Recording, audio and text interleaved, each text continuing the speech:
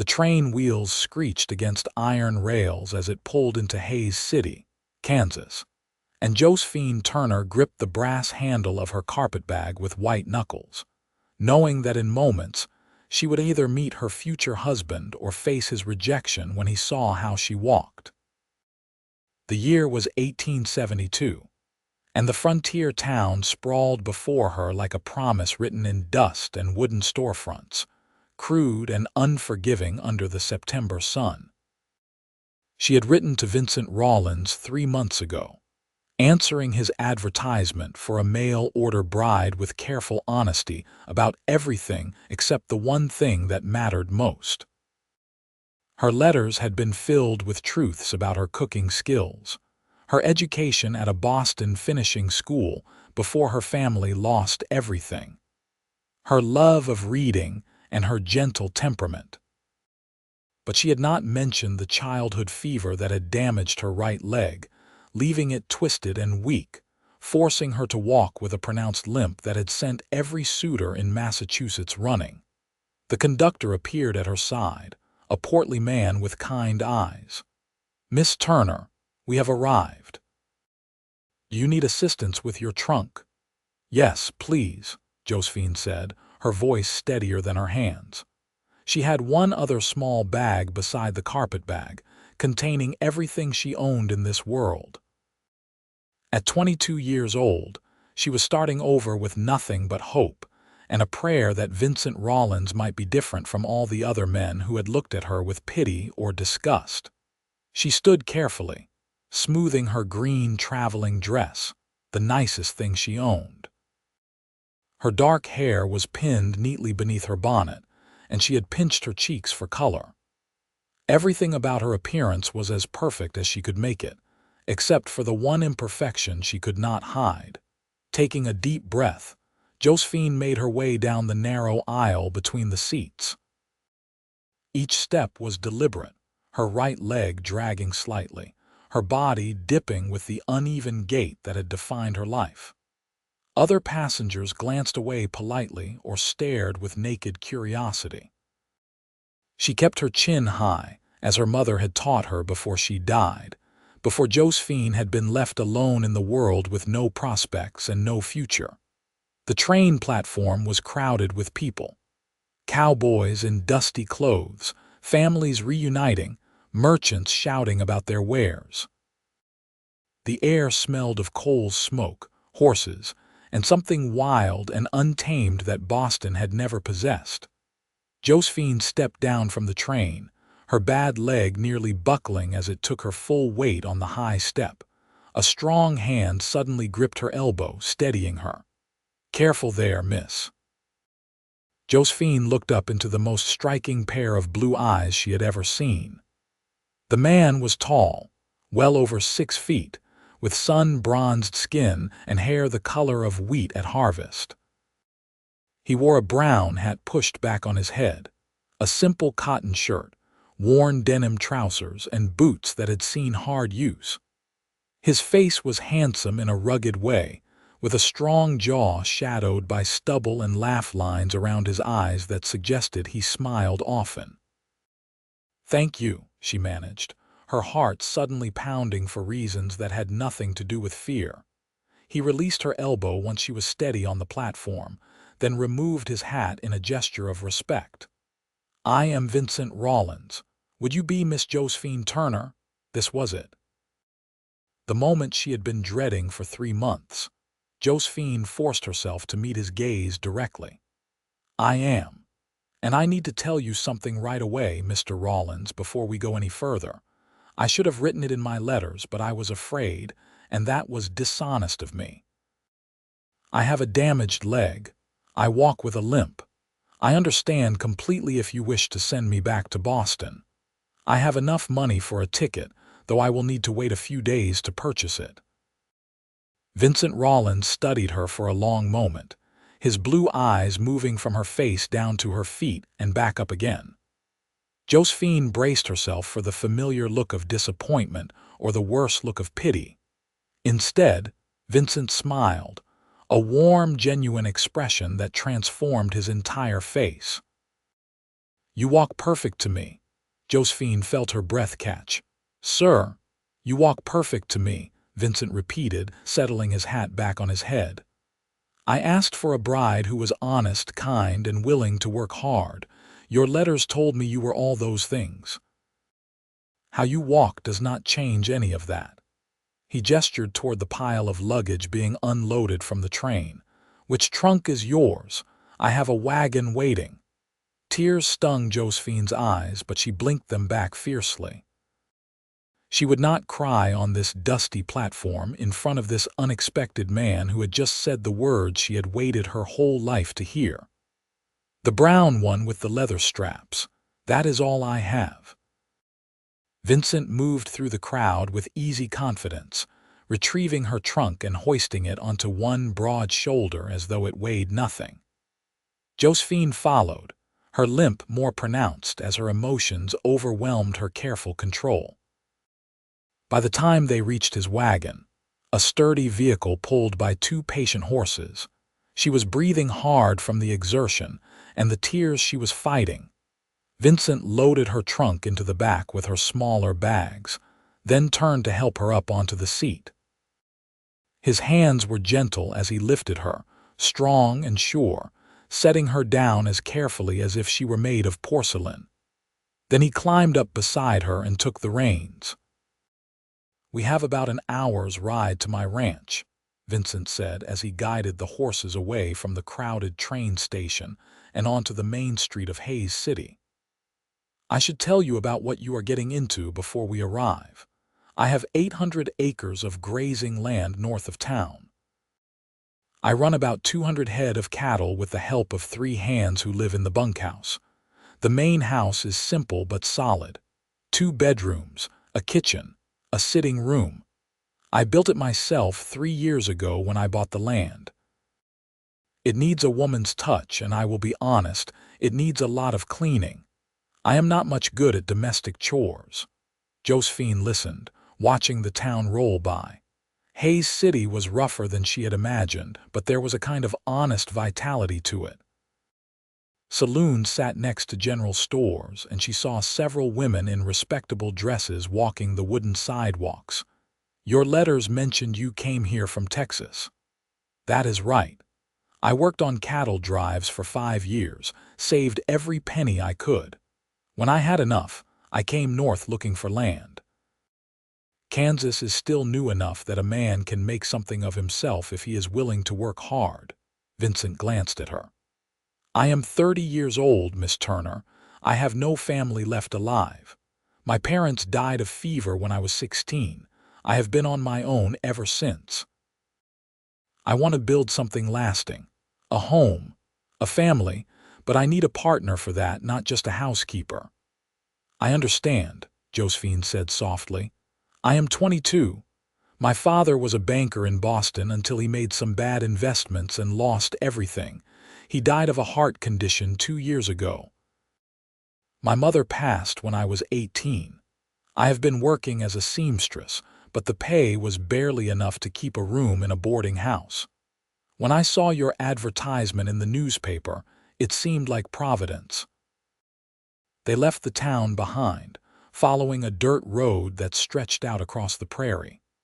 The landscape was vast and open in a way that made Josephine's chest feel tight. She had spent her entire life surrounded by buildings and people. Out here, there was nothing but grass and sky for miles in every direction. Tell me about your leg, Vincent said after a while, his voice casual. What happened? Josephine stiffened, but his tone held only curiosity, no judgment. I had scarlet fever when I was 7 years old. It damaged the muscles and twisted the bone. The doctors said I was lucky to survive, but I would never walk properly. They were right. Does it cause you much pain? Sometimes, especially when I have been on my feet too long or when the weather turns cold, but I have learned to manage. Josephine hesitated, then added, I can do most household tasks without difficulty. I may be slower than another woman, but I am thorough. Vincent nodded. I am not concerned about speed. I am concerned about having a wife who is honest with me. I appreciate that you told me the truth, even though you were frightened. You do not mind?" The question burst out before Josephine could stop it. "Truly." Vincent pulled the horses to a stop in the middle of the empty road. He turned to face her fully, his blue eyes serious. "Miss Turner, I spent 5 years of my life driving cattle from Texas to Kansas. I have seen men die of snake bites, stampedes, and drowning in rivers that looked shallow. I have watched good horses break their legs and have to be shot. I learned that what matters is not whether something is perfect, but whether it can do the job it is meant to do. You are a woman who is educated, who can read and write, who knows how to run a household. You are here, willing to marry a stranger and make a life in a hard land. Why would I care if you walk with a limp?" Josephine felt the tears she had been holding back spill over. She turned her face away, embarrassed. "I am sorry. This is not how I wanted to meet you." "Hey." Vincent's hand touched her shoulder gently. "You have no reason to apologize. I imagined the journey here was not easy, and then you had to face me not knowing if I would send you away. That takes courage." He handed her a handkerchief from his pocket. "Go ahead and cry if you need to. We still have a long ride ahead." She took the handkerchief gratefully, pressing it to her eyes. The fabric smelled like soap and sunshine. When she had composed herself, she carefully folded it and tried to hand it back, but Vincent shook his head.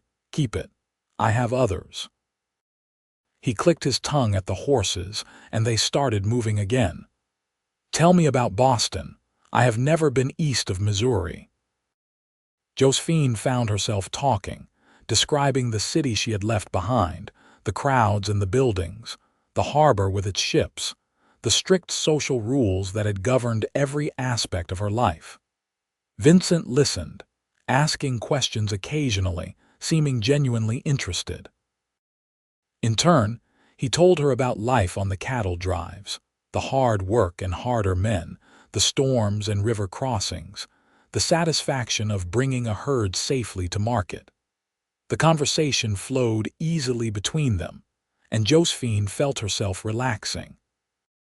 This man beside her was nothing like the stiff, proper suitors who had courted her in Boston before they learned of her damaged leg. Vincent Rawlins spoke plainly, without pretension, but there was an intelligence in his eyes and a kindness in his manner that drew her in. They reached the ranch as the sun was beginning its descent toward the horizon. Josephine saw the house first, a sturdy wooden structure with a covered porch and real glass windows. Behind it stood a barn, a corral with several horses, and a smaller building that must be the bunkhouse. Cattle dotted the grassland beyond, dark shapes against the golden prairie. "It is beautiful," Josephine said honestly. Vincent looked pleased. "I am glad you think so. Come, let me help you down." He lifted her from the wagon with the same care he had shown earlier, and Josephine found herself very aware of his strength and the warmth of his body. When he set her on the ground, she stumbled slightly, her bad leg stiff from the long ride. Vincent kept one hand on her waist until she was steady. "The front steps might be tricky," he said. "There are only 3, but they are high. May I carry you?" Josephine's first instinct was to refuse, to insist she could manage on her own as she always had. But there was no pity in Vincent's offer, only practicality. She nodded. "Yes, thank you." He scooped her up as easily as he had lifted her trunk, carrying her up the steps and across the porch. The front door was unlocked. Inside, the house was dim and stuffy, the air stale from being closed up. Vincent set her down carefully in the sitting room, then went to open the windows. Sunlight streamed in, revealing a space that was indeed simple but well built. The furniture was handmade but solid. A stone fireplace dominated one wall. The floor was rough plank wood that needed sweeping. Josephine could see through an open doorway into a kitchen with a cast iron stove, a work table, and shelves that held a sparse collection of dishes and provisions. "Let me bring your things in," Vincent said. "There is a pump in the kitchen if you want fresh water. The bedroom on the right is yours." "I will take the one on the left."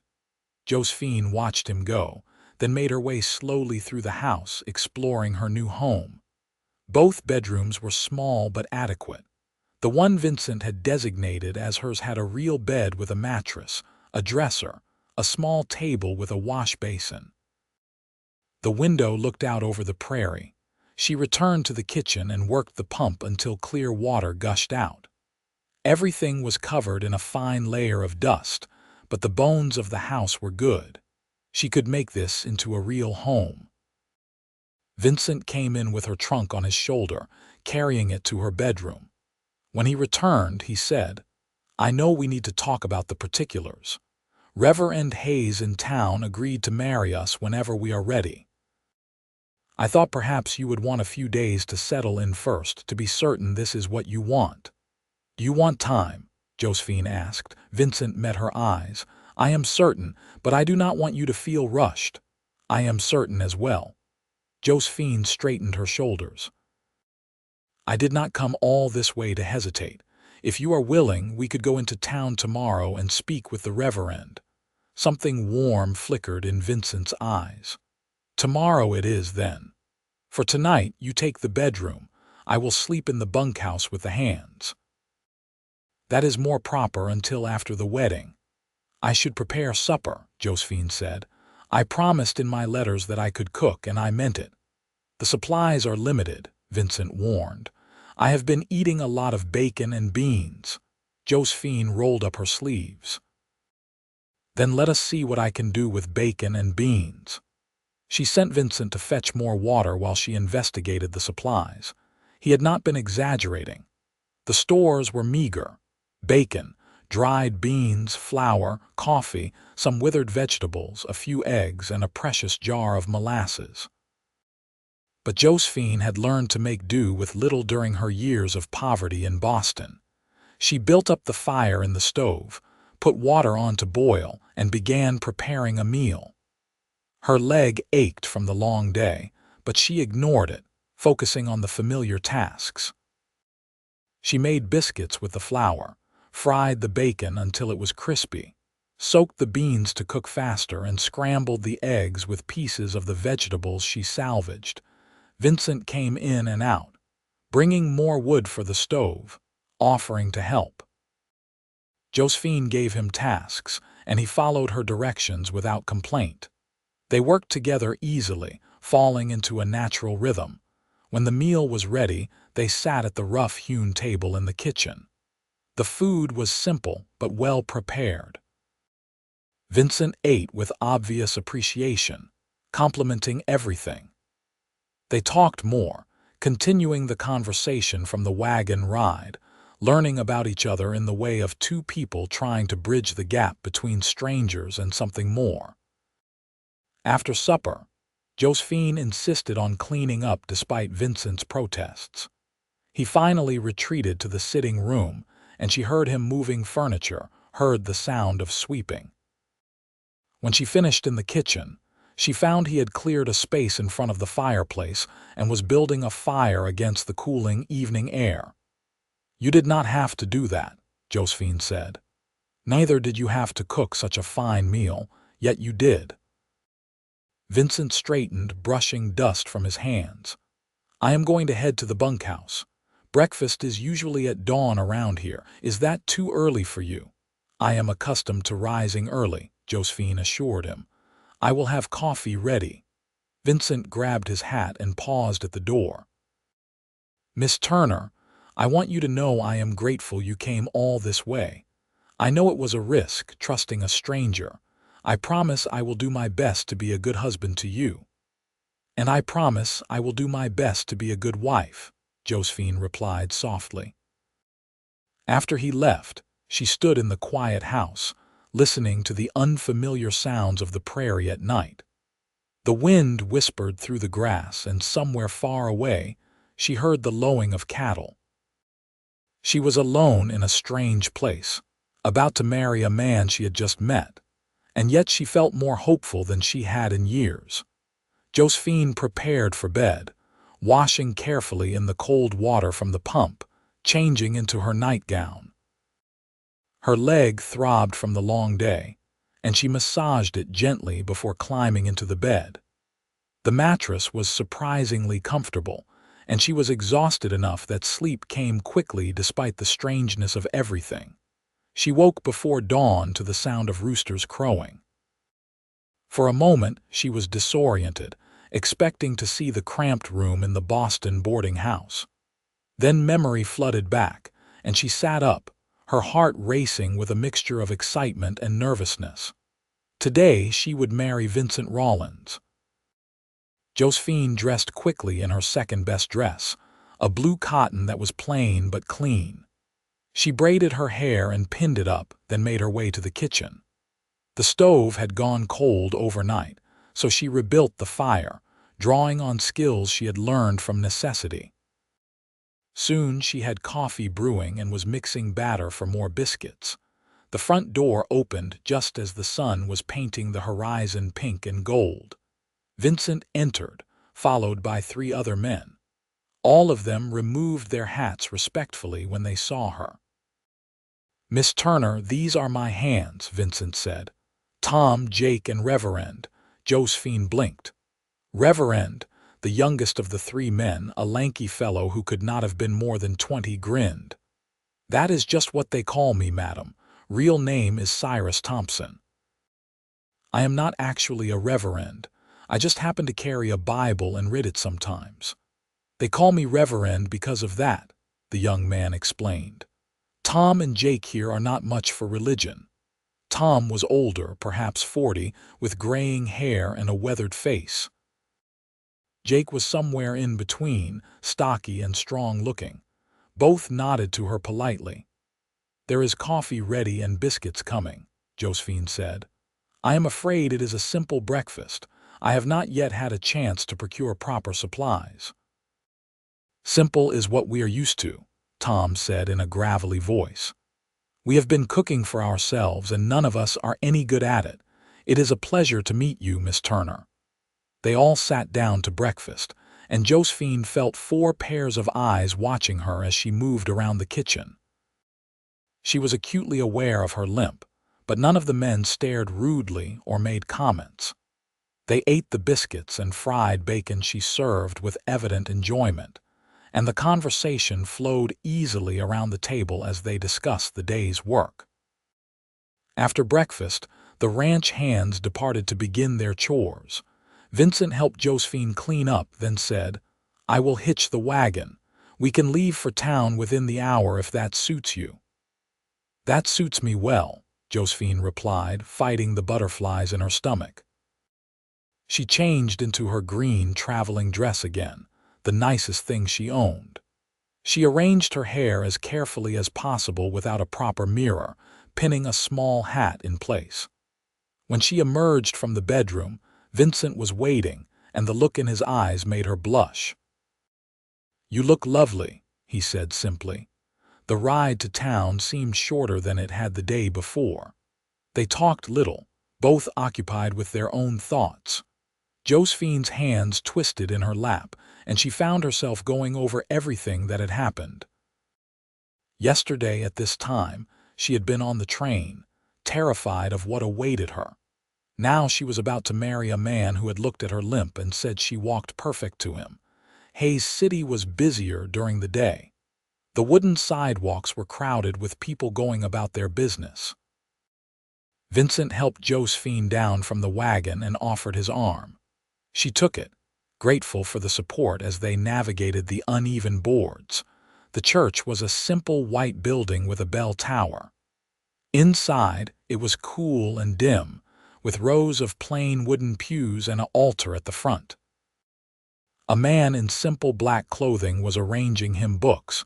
He looked up as they entered and smiled. "Vincent," he said warmly, "this must be Miss Turner." "Reverend Hayes, yes, this is Josephine Turner. Josephine, this is Reverend Hayes." The Reverend was a man in his 50s with kind eyes and a gentle manner. He shook Josephine's hand warmly. "Welcome to Hayes City, Miss Turner. Vincent has told me much about you." "He has." Josephine glanced at Vincent in surprise. "I came to speak with Reverend Hayes last week," Vincent explained. "I wanted to be certain everything was arranged." Reverend Hayes nodded. "Vincent mentioned that you were corresponding and that you would be arriving soon. I am pleased to see you both here together." "Are you ready to be married today?" Josephine took a deep breath. "Yes, I am ready." "We will need witnesses," the Reverend said. "Let me send for my wife and daughter." He disappeared through a side door, returning moments later with 2 women. The older one was plump and cheerful-looking, with graying brown hair. The younger was perhaps Josephine's age, with her mother's warm smile. "This is my wife, Martha, and my daughter, Clara," Reverend Hayes said. "Ladies, this is Miss Josephine Turner and Vincent Rawlins." Martha Hayes bustled forward and took Josephine's hands in hers. "Oh, my dear, you must be so nervous. Getting married is always a momentous occasion, but to come all this way to marry a man you have only just met requires tremendous courage." "I am nervous," Josephine admitted, "but also certain this is right." Clara smiled shyly. "Would you like to borrow my bouquet? I was married just 3 months ago and I pressed some of the flowers. Mama kept them for me. It would be lovely if another bride could carry them." Tears pricked Josephine's eyes at the kindness of these strangers. "That would be wonderful. Thank you." While Clara ran to fetch the flowers, Martha fussed over Josephine's dress, smoothing wrinkles and adjusting her hat. Vincent stood watching with an expression that was both amused and touched. Clara returned with a small bouquet of dried wildflowers tied with a faded blue ribbon. She pressed them into Josephine's hands, "For luck and happiness." Reverend Hayes took his place at the altar, and Vincent and Josephine stood before him with Martha and Clara as witnesses. The Reverend opened his Bible and began to speak. "Dearly beloved, we are gathered here in the sight of God to join this man and this woman in holy matrimony. Marriage is not to be entered into lightly, but reverently and with full commitment." Josephine barely heard the familiar words. She was too aware of Vincent standing beside her, tall and solid and real. This was happening. She was actually getting married. "Vincent Rawlins, do you take this woman to be your lawfully wedded wife, to have and to hold from this day forward, for better or for worse, for richer or for poorer, in sickness and in health, until death do you part?" "I do," Vincent said clearly, his blue eyes never leaving Josephine's face. "Josephine Turner, do you take this man to be your lawfully wedded husband, to have and to hold from this day forward, for better or for worse, for richer or for poorer, in sickness and in health, until death do you part?" "I do," Josephine whispered, then cleared her throat and said more firmly, "I do." "Do you have rings?" Reverend Hayes asked. Vincent reached into his pocket and pulled out 2 simple gold bands. "I had these made by the jeweler last week." Josephine's eyes widened. He had been so confident she would come, so certain they would marry. Vincent took her left hand gently and slipped one of the rings onto her finger. It fit perfectly. "With this ring, I thee wed," Vincent said. Josephine took the other ring with trembling fingers and placed it on Vincent's hand. "With this ring, I thee wed. Then, by the power vested in me by the laws of Kansas and in the sight of God, I now pronounce you husband and wife. Vincent, you may kiss your bride." Vincent stepped closer, his hands coming up to frame Josephine's face with surprising gentleness. He bent his head and kissed her softly, a brief tender touch that sent warmth flooding through her entire body. When he pulled back, he was smiling.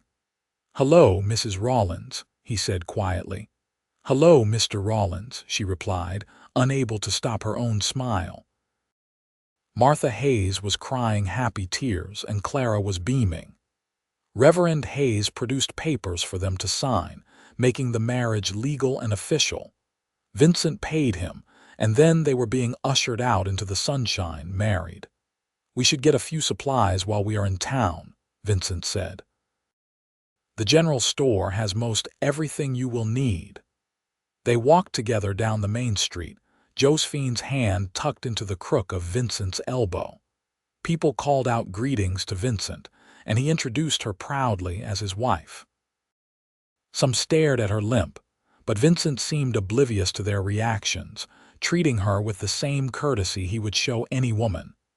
The general store was packed with goods, everything from tools to fabrics to foodstuffs. The proprietor, a thin man with spectacles, greeted them warmly. "Vincent, good to see you, and this must be your bride." "My wife, Josephine," Vincent confirmed. "She needs to stock the kitchen properly. I have been living like a bachelor too long." For the next hour, Josephine moved through the store selecting what she needed. Flour, sugar, salt, yeast, more coffee, dried fruits, canned goods, fresh vegetables, a good ham, butter, eggs, cheese, spices and herbs, vinegar and molasses. Vincent followed her, carrying everything she selected without complaint about the growing pile or the cost. She also picked out a few yards of calico fabric, needles and thread, some new dish towels and dish rags. Vincent added a few items of his own: tobacco, ammunition, a new rope, some hardware for repairs around the ranch. When everything was tallied, the cost was substantial. Vincent paid in cash without hesitation, and they loaded everything into the wagon. The sun was high overhead by the time they headed back to the ranch, married and provisioned. "That was more supplies than I have bought in 6 months," Vincent remarked as the wagon rattled along the road. "You cannot live on bacon and beans alone," Josephine said. "A working man needs proper meals." Vincent glanced at her, something warm in his expression. "I am glad you are here, Josephine, truly glad." "So am I," she said softly, and meant it. When they reached the ranch, the hands came out to help unload the wagon. They congratulated Vincent on his marriage and were respectfully friendly to Josephine. She supervised the storing of the supplies, organizing the kitchen shelves in a way that made sense to her. By the time she had everything put away, it was late afternoon. She prepared a proper supper, a hearty beef stew using some of the canned vegetables and the ham she had purchased. She made fresh bread, the yeast bubbling in the warm kitchen. The house filled with the smells of cooking food, and Josephine felt a deep sense of satisfaction. The hands ate in the bunkhouse, taking their portions in tin pails, but Vincent ate at the kitchen table with Josephine. They sat across from each other, husband and wife, still learning how to be comfortable in these new roles. "That was the best meal I have had in years," Vincent said when he finished.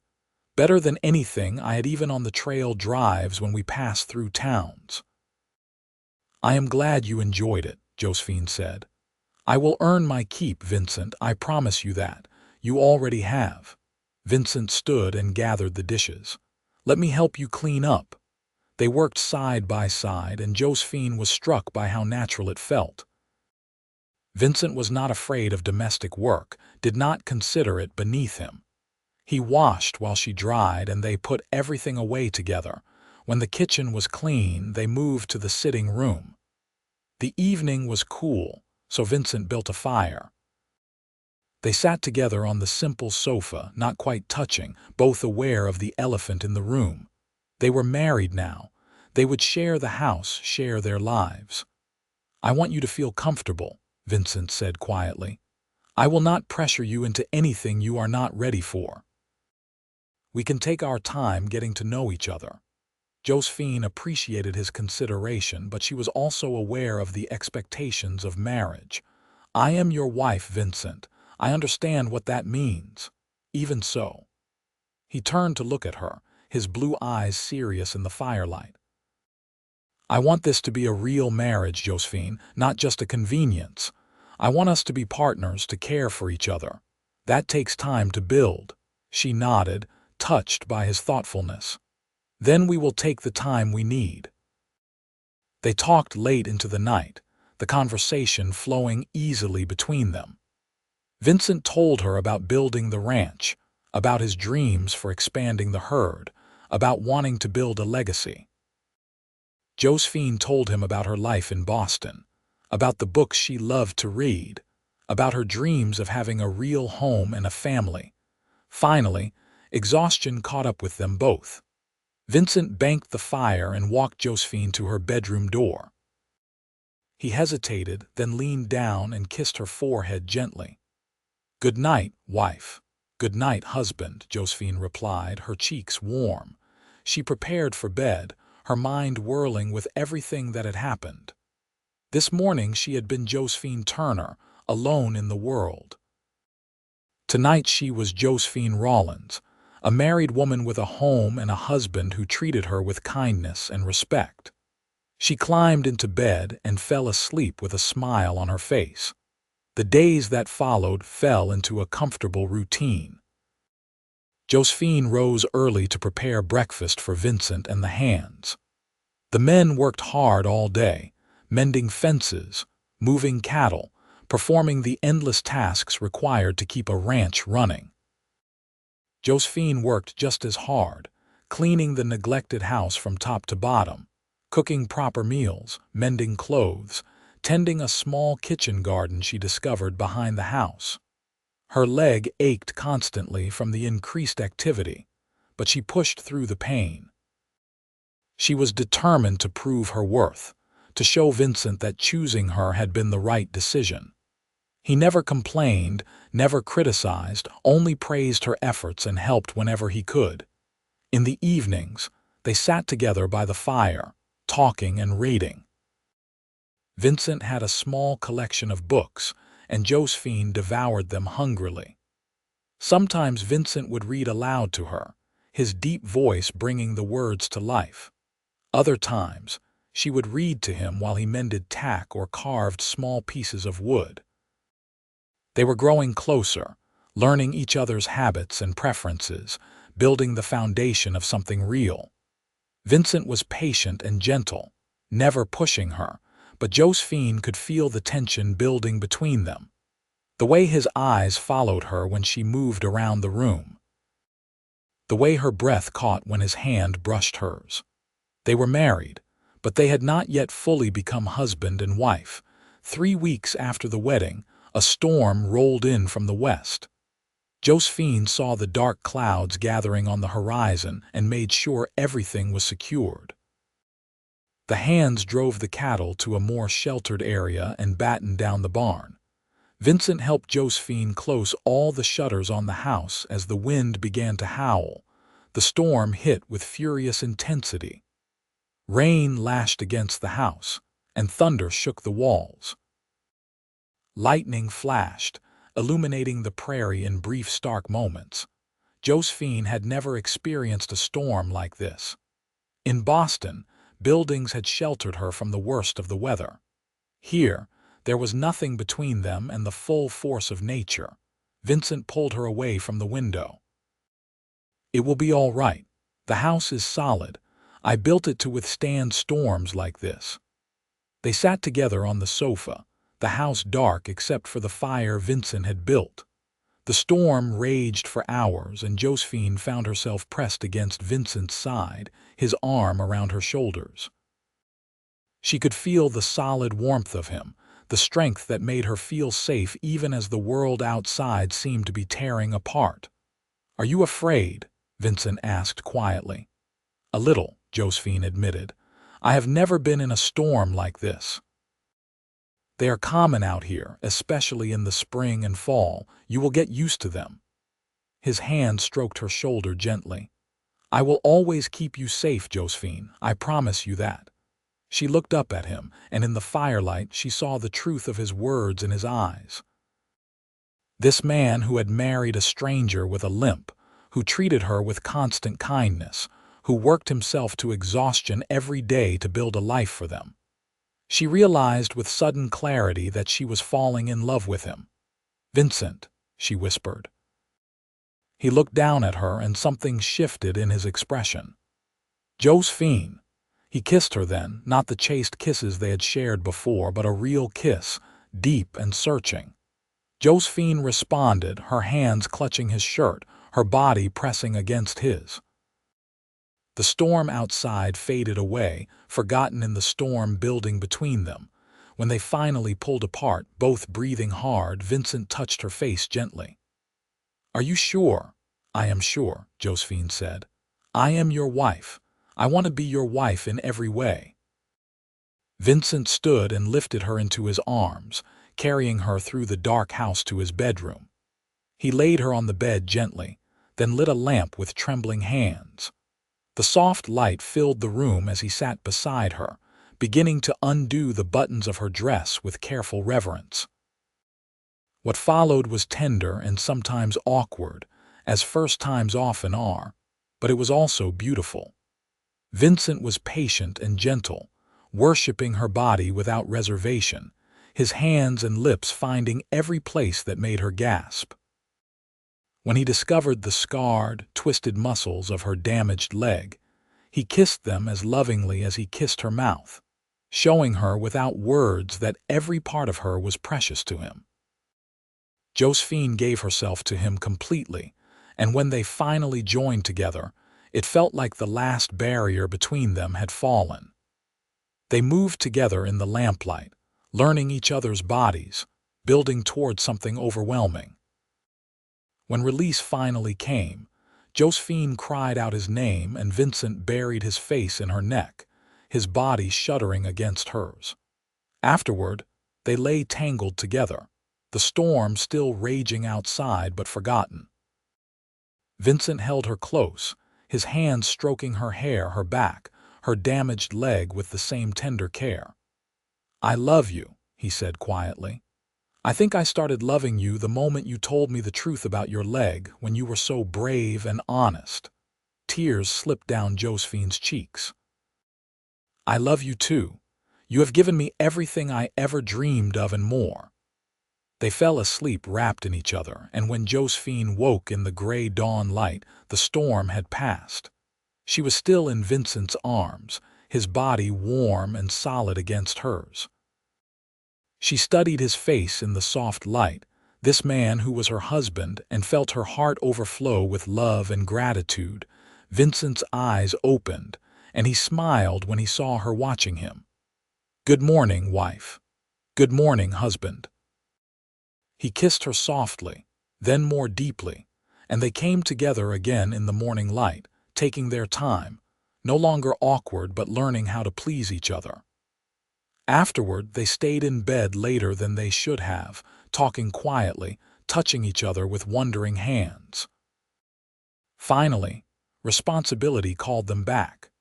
They rose and dressed, helping each other with buttons and laces in the intimate way of lovers.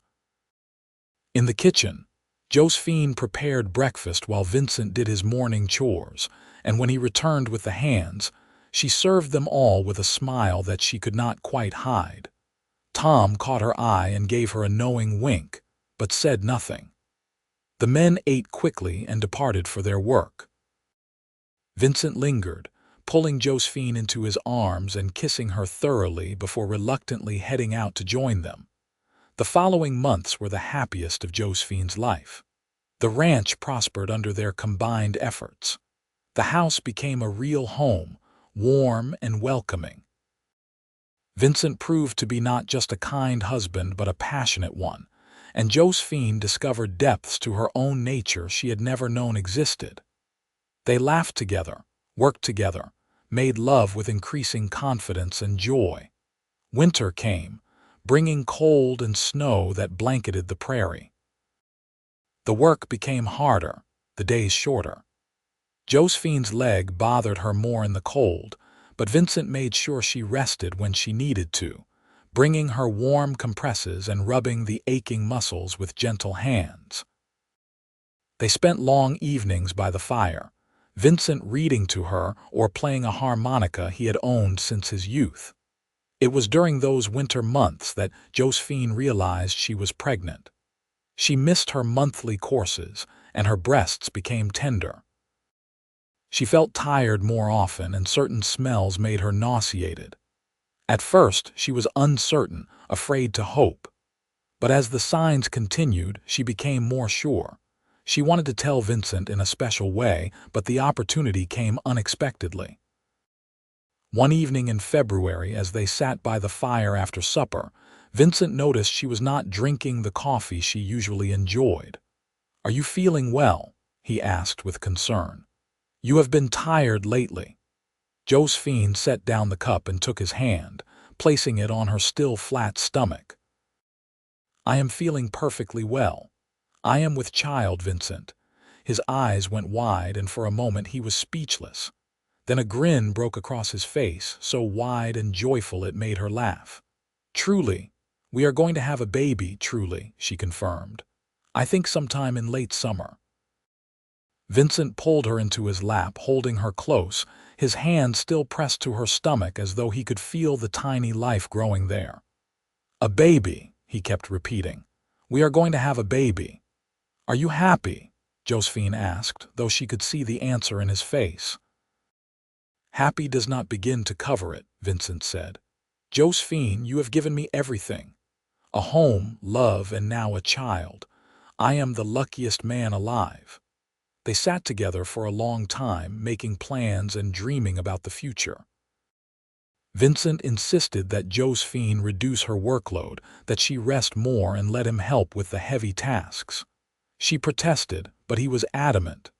"You are carrying our child," he said firmly. "That is work enough. I will not have you exhausting yourself." True to his word, Vincent took on more of the household chores. He hired the wife of one of his hands, a cheerful woman named Mary, to come help with the cleaning and laundry twice a week. He built a rocking chair for the sitting room so Josephine could sit comfortably, while doing her sewing and mending. As her belly grew with the advancing pregnancy, Vincent's protectiveness increased. He treated her like she was made of spun glass, constantly asking if she needed anything, worrying if she was on her feet too long.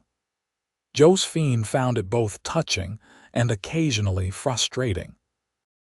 "I am pregnant, not dying," she told him one day in April when he insisted on carrying a basket of vegetables for her.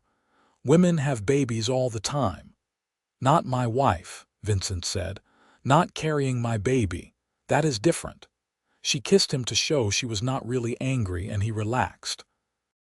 They had grown so comfortable with each other, able to speak their minds without fear of judgment or rejection. The baby was active, kicking strongly as spring turned to summer. Vincent loved to place his hands on her swollen belly and feel the movement. "He is strong," he would say proudly. "Or she," Josephine would remind him. "We do not know yet. Boy or girl, as long as the baby is healthy and you are well, I will be content," Vincent said. As Josephine's due date approached, Vincent became increasingly anxious. He sent word to the nearest town for a midwife, a competent woman named Mrs. Granger who agreed to come stay at the ranch for the last weeks of the pregnancy. She arrived in late July, a no-nonsense woman in her 60s who had delivered hundreds of babies. Mrs. Granger examined Josephine thoroughly and pronounced her healthy. "The baby is positioned well. Your hips are narrow, but I have seen narrower. The bad leg will not affect the birth. You should do fine, Mrs. Rawlins." "What about the limp?" Josephine asked worriedly. "I have heard that difficult births can run in families." "Your mother had difficult births." "My mother only had me, and she nearly died bringing me into the world," Josephine admitted. "It is part of why she could have no more children." Mrs. Granger patted her hand. "Every woman is different. Every birth is different. Do not borrow trouble. We will deal with whatever comes." Vincent overheard this conversation and grew even more worried. That night, as they lay in bed together, his arm around her swollen body, he said quietly, "If something goes wrong, if you have to choose between yourself and the baby, I want you to choose yourself." Josephine turned her head to look at him. "Vincent, I mean it," he said fiercely. "I love this baby already, but I love you more. I cannot lose you, Josephine. Promise me you will fight to survive, no matter what." She saw the fear in his eyes and understood it. He had lost everyone he loved before her. The thought of losing her too must be unbearable. "I promise I will fight," she said softly. "But I believe everything will be well. Mrs. Granger is experienced, and I am stronger than I look." Labor began on a hot August afternoon. Josephine felt the first pains while she was preparing supper and recognized them for what they were. She calmly finished what she was doing, then called for Mrs. Granger. The midwife took charge immediately, sending word to Vincent in the fields and preparing the bedroom. Vincent came running, his face white with fear, but Mrs. Granger shooed him out of the room. "This is women's work," she said firmly. "You go wait in the sitting room or find something to occupy yourself outside. I will call you when the baby is born." Vincent looked at Josephine, who nodded. "I will be fine. Mrs. Granger will take good care of me." He kissed her forehead and reluctantly left. Josephine heard him pacing in the sitting room as Mrs. Granger helped her change into a nightgown and got her settled in the bed. The labor was long and difficult. The pains came in waves, growing stronger and closer together as the hours passed. Josephine tried to be brave, but eventually she cried out with the intensity of it. She heard Vincent's distressed voice from the other room, heard Mrs. Granger's assistant, Mary, who had been called to help, telling him to stay out. Night fell, and still, the baby did not come. Josephine was exhausted, drenched in sweat, her bad leg cramping painfully. Mrs. Granger examined her and frowned. "The baby is stuck. We need to help it along." What followed was agony. Mrs. Granger worked with skilled hands, repositioning the baby, coaching Josephine through the pushes. At one point, Josephine was sure she was going to die. The pain was so overwhelming. But she remembered her promise to Vincent and fought through it. Finally, just before dawn, the baby emerged with a final push and a gush of fluid. Josephine heard a loud, angry cry and collapsed back against the pillows, utterly spent. "It is a boy," Mrs. Granger announced, holding up the red, wrinkled, screaming infant. "A healthy boy with good lungs." Tears streamed down Josephine's face as Mrs. Granger cleaned the baby and wrapped him in a soft blanket. The midwife placed the infant in Josephine's arms, and she looked down at her son's face, overwhelmed with love. "He is perfect," she whispered. "Let me fetch your husband," Mrs. Granger said.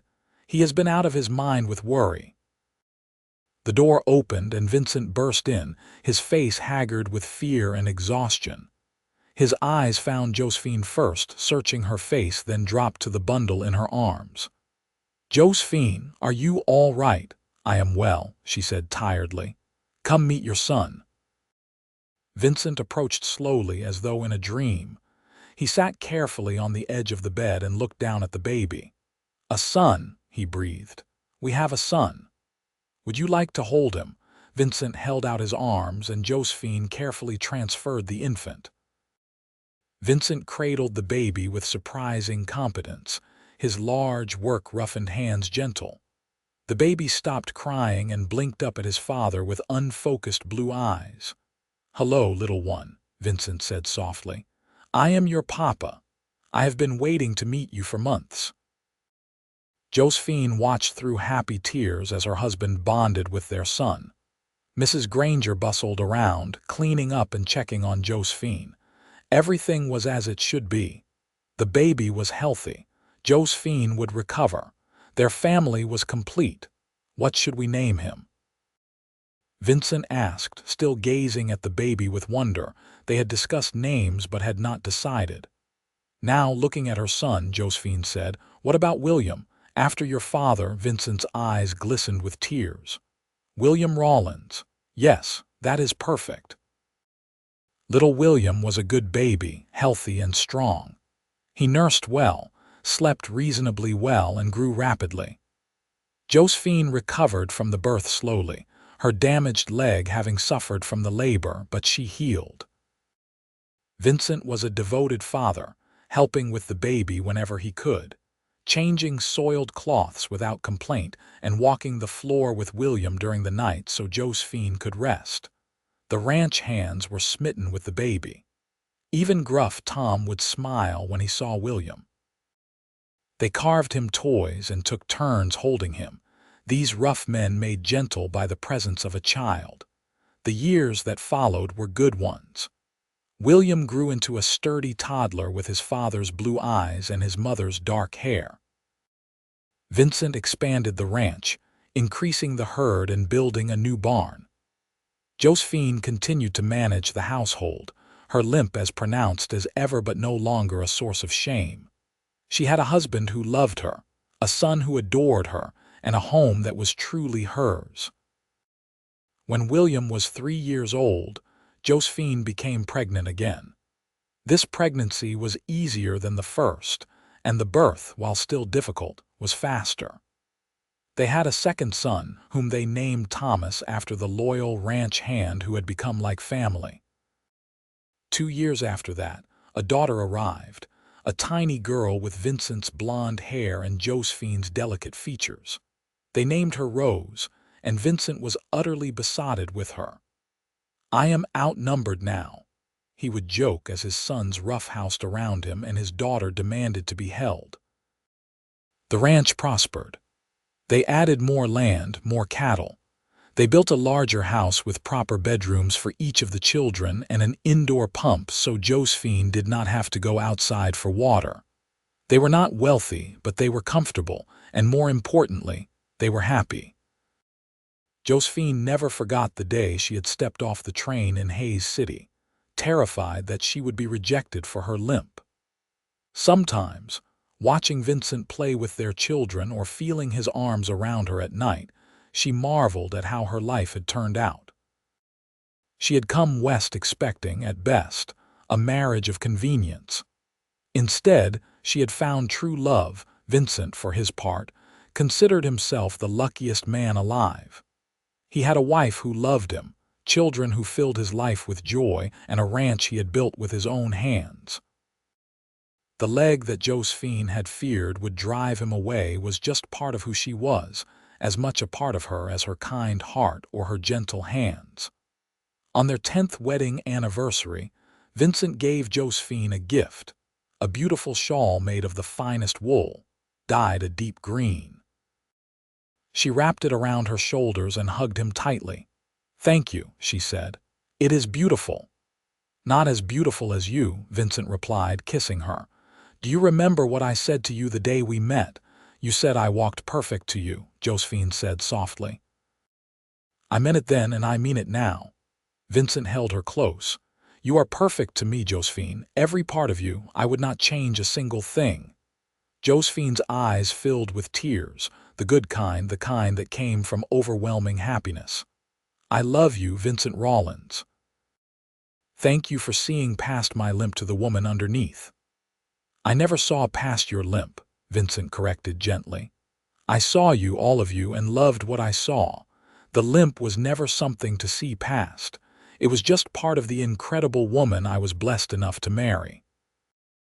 They stood together on the porch of their home, watching the sun set over the prairie, their children playing in the yard before them.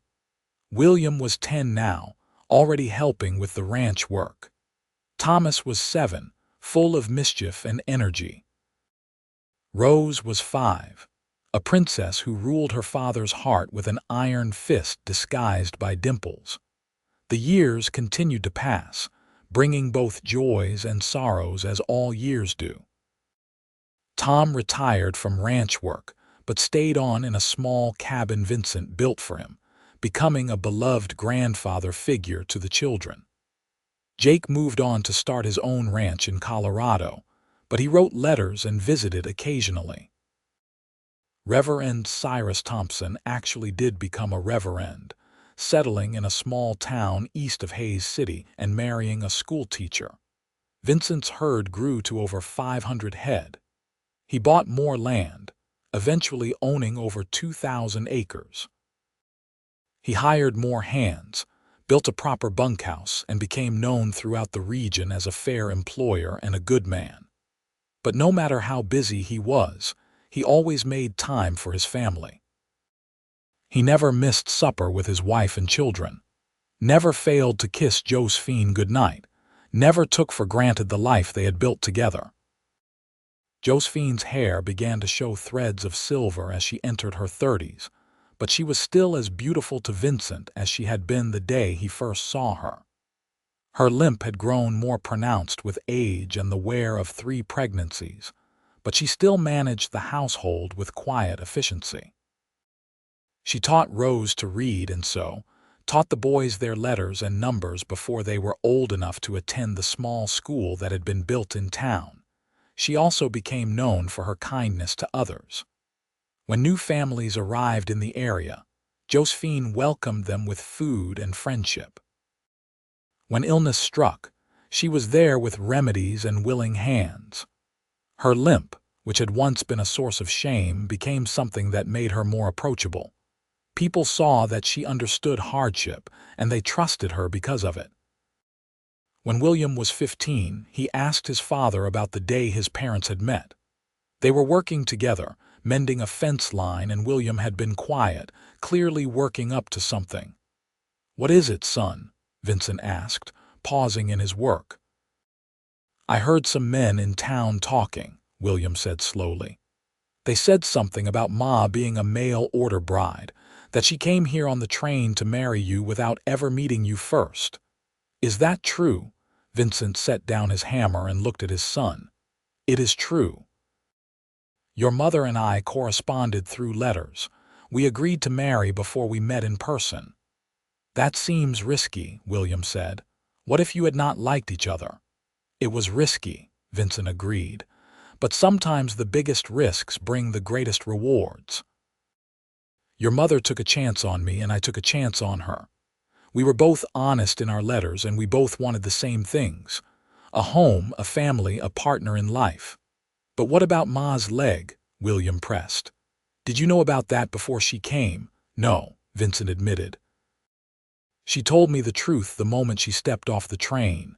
She offered to go back to Boston if I could not accept her as she was." "What did you say?" Vincent smiled, remembering. "I told her she walked perfect to me, and I meant it, William. Her leg has never mattered to me. What mattered was her courage, her honesty, her kindness. Those things made her perfect, not her physical body." William nodded slowly. "That makes sense. Ma is the best woman I know, stronger than anyone." "She is," Vincent agreed, "and do not you ever forget it. Your mother has overcome more in her life than most people face. She could have given up, could have been bitter. Instead, she came west, married a stranger, and built a life with more courage than I have seen in many men."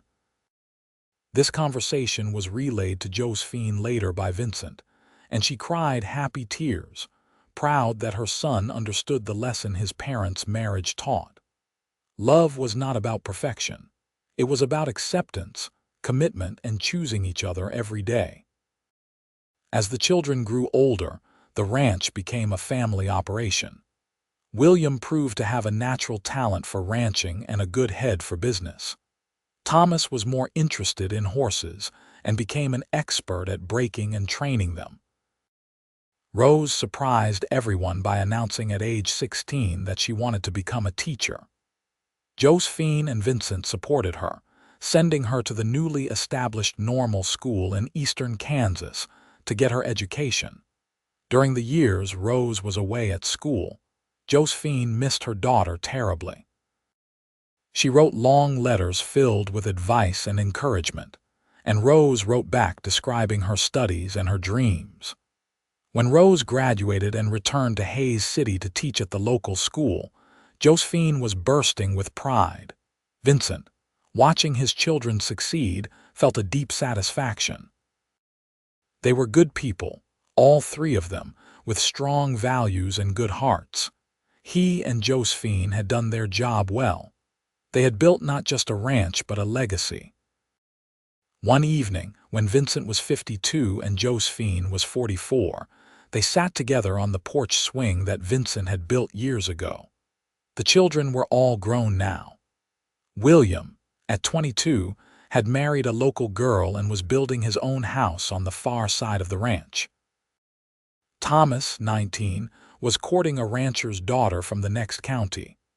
Rose, 17, was still teaching but had mentioned a young lawyer in town who had caught her attention. "They are all leaving us," Josephine said, though she was smiling. "That is what children are supposed to do," Vincent replied, his arm around her shoulders. "They are supposed to grow up and build their own lives. We did our job, I know. I am proud of them, all of them." Josephine leaned against her husband's solid warmth. "But the house will be quiet." "Then we will have to get used to it just being us again," Vincent said. "Though I do not think we will be lonely. William and Sarah will probably give us grandchildren before long, and Thomas is heading that direction too. Rose will take longer, but eventually." "Grandchildren," Josephine said wonderingly. "That makes me feel old." Vincent laughed and kissed her temple. "You are not old. You are the same beautiful woman I married 22 years ago." 22 years, Josephine repeated. "It seems like yesterday and a lifetime ago at the same time." "Do you ever regret it?" Vincent asked. "Coming west, marrying a stranger, the hard life out here." Josephine turned to look at him, her eyes serious. "Never, not for a single moment. You gave me everything I ever wanted, Vincent, a home, a family, love. You gave me a life worth living." "How could I ever regret that?" Vincent pulled her closer, his heart full. "I am the one who should be grateful. You took a chance on me. You built this home, raised our children, stood beside me through everything. I could not have done any of it without you." They sat in comfortable silence, watching the stars come out over the prairie. The wind whispered through the grass, carrying the smell of summer and growing things. Somewhere in the distance, cattle lowed. The sounds of home, of the life they had built together. "Do you remember what you said to me that first day?" Josephine asked softly. "I said a lot of things that first day." "You said I walked perfect to you," Josephine reminded him. "It was the kindest thing anyone had ever said to me. It changed my life." Vincent was quiet for a moment, then said, "I was not being kind, Josephine. I was being truthful. You did walk perfect to me. You still do. Every step you take is perfect because it is you taking it. I cannot imagine you any other way." Tears slipped down Josephine's cheeks, and Vincent wiped them away with gentle thumbs. After more than 2 decades of marriage, he could still make her cry with his words, still make her feel cherished and loved. "I love you," she whispered. "I love you too," Vincent replied. "Always have, always will." They stayed on the porch until late, talking quietly and holding each other. Inside the house, the clocks ticked, marking time. But out here in the cool night air, time seemed to slow. There was just the two of them together, as they had been for over 20 years and would be for however many years God granted them. The years continued their steady march. William and his wife Sarah had 3 children, 2 boys and a girl. Thomas married his sweetheart and settled on a piece of land adjacent to the main ranch, raising horses and starting his own family. Rose eventually married the lawyer, a good man named Daniel who adored her, and they had twin girls who were the light of Josephine and Vincent's lives. As grandparents, Vincent and Josephine found new joy. They were not as young as they had been, could not do as much as they once had, but they loved spending time with their grandchildren. The big house that had seemed empty when the children left filled up again with laughter and noise whenever the families gathered, which was often. Josephine's limp grew more pronounced as arthritis set into her damaged leg. Some days it pained her greatly, and Vincent made sure she rested, bringing her cushions and hot compresses. He took over more of the household tasks, and when she protested, he reminded her that they were partners, and partners helped each other. "You took care of me and this house and our children for decades," he said firmly. "Now it is my turn to take care of you. No arguments." Josephine, wise enough to recognize love when she saw it, stopped arguing and accepted his help with grace. They had always been a team, and that did not change now that they were older. On their 30th wedding anniversary, their children threw them a party. The whole community came, filling the ranch with people and celebration. There was food and music and dancing. Josephine watched from a chair, her leg too painful to allow her to dance, but she was smiling. Vincent appeared before her and held out his hand. "May I have this dance, Mrs. Rawlins?" "Vincent, I cannot," Josephine protested. "My leg." "Then we will dance sitting down," Vincent said, pulling up a chair beside her. He took her hands in his and they swayed gently to the music, their eyes locked, oblivious to everyone around them. William, watching his parents, felt his throat tighten. "That is what love looks like," he told his wife Sarah. "After 30 years, they still look at each other like that." "Your father is a good man," Sarah said softly, "and your mother is a remarkable woman." "They are both remarkable," William agreed. "I hope Sarah and I are half as happy after 30 years. The party continued late into the night, and when it finally ended and the last guests had gone home, Vincent and Josephine sat together in their bedroom, exhausted but happy. 30 years, Josephine marveled. 3 children, 8 grandchildren, more memories than I can count. What a life we have had. "And we are not done yet," Vincent said, helping her undress and get into her nightgown with the ease of long practice. "We have many more years ahead of us, God willing." They climbed into bed together, and Vincent pulled Josephine close, her back against his chest, his arm around her waist. They had slept this way for 3 decades, fitted together like 2 pieces of a puzzle. "Thank you," Josephine whispered into the darkness. "For what?" "For loving me. For seeing past my damaged leg to the woman underneath. For building this life with me, for everything." Vincent tightened his arm around her. "There was nothing to see past, my love. Your leg was never a flaw. It was just part of you, and every part of you is perfect to me. Always has been, always will be." Josephine turned in his arms to face him, and even in the darkness, she could see the truth shining in his eyes. After 30 years, his love had not dimmed. If anything, it had grown stronger, deepened by shared experiences and weathered storms.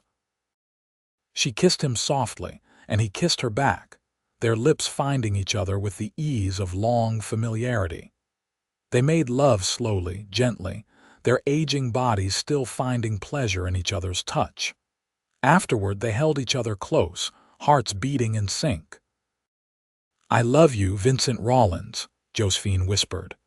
"I love you, Josephine Rawlins," Vincent replied, "now and forever."